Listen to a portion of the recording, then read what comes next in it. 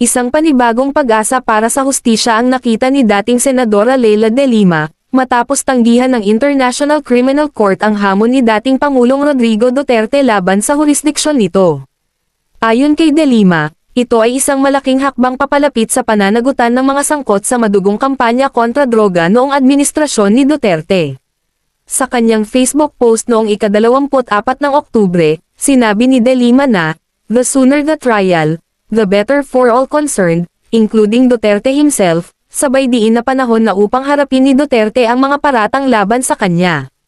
Dagdag pa niya, kung totoong handa si Duterte na ipagtanggol ang kanyang sarili, gaya ng madalas niyang sinasabi noon, ito na ang tamang pagkakataon upang patunayan iyon.